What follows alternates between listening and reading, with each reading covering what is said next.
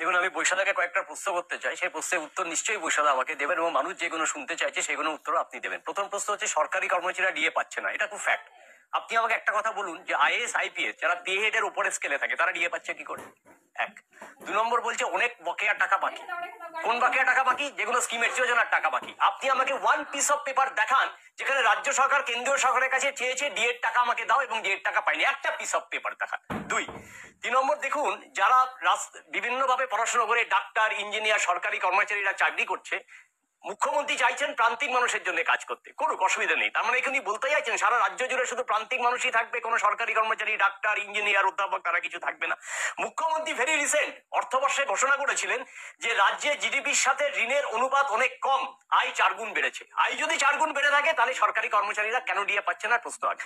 এবং আমি ঠিক পেয়ে যদি 35,500 হয় তাহলে এক বছরে বেতন কম পাচ্ছে 1,53,360। উনি ভয় দেখাচ্ছেন কি? উনি বলছে দুদিনের বেতন কেটে নেবো। আরে আপনি তো 3% দিয়ে সরকারি কর্মচারী গলাটাই কেটে দিয়েছেন, এখন আর নখ কেটে কি লাভ? কৌস্তবের কাছে যাওয়ার আগে আমি শুধু সুজন চক্রবর্তী কি বলছেন সেটা শোনাবো। টাকা লোপাট করলে সে আপত্তি করবে না, প্রতিবাদ করবে না? এই প্রতিবাদ করতে গিয়ে কোঅর্ডিনেশন কমিটির নেতারা সব ট্রান্সফার হয়েছিলেন, জেলে গেছেন। এবং অপদার্থ সরকার কর্মবিরতি আর ধর্মঘটের ফারাকটাই বোঝে না। তারা বললো অফিসে আসতে হবে, না আসলে সব কি চাকরি ছেদ করা হবে। ভয় দেখিয়ে লাভ নেই, ও ভয় অনেকবার দেখিয়েছে, ওর কেউ ভয় পায়নি। কিন্তু এটা তো কর্মবিরতি, এটাতে কেউ স্ট্রাইক ডাকেনি তো। কর্মচারীরা অফিসে গেছেন, মাস্টারমশাই অফিসে গেছেন, সই করেছেন, পেনটা খোলেন না।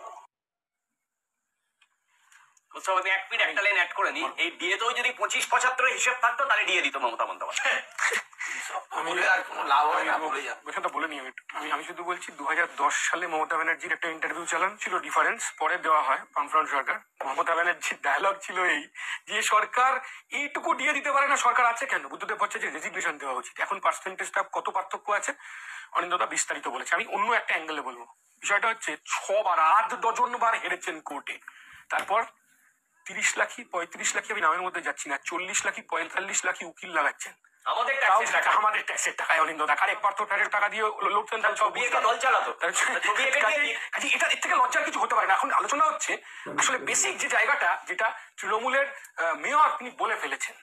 আসলে কেন দিচ্ছেন না জানেন? কেন দিচ্ছেন না তার কারণ 3 কিলোমিটার মিছিলে 8 কোটি টাকা খরচা করা যায়, দুর্গাকেও প্যারেড করিয়ে দেওয়া যায়, কোটি কোটি টাকা ক্লাবগুলোকে দেওয়া যায় পুজোয়, কিন্তু সরকারিদের কর্মচারীদের দিয়ে দেবো না। তার কারণ হচ্ছে ভোট ব্যাংক নয়, ওরা ভোট ব্যাংকের বিরাট সংখ্যক নয়। কিন্তু যেটা মিস করছেন সেটা হচ্ছে সরকার যে কর্মীদের ওপর ভর করে চলবে, কাজ করবে, প্রান্তিক মানুষের কাজ করবে, তাকে প্রতারণা করছেন রাজ্যের সরকার।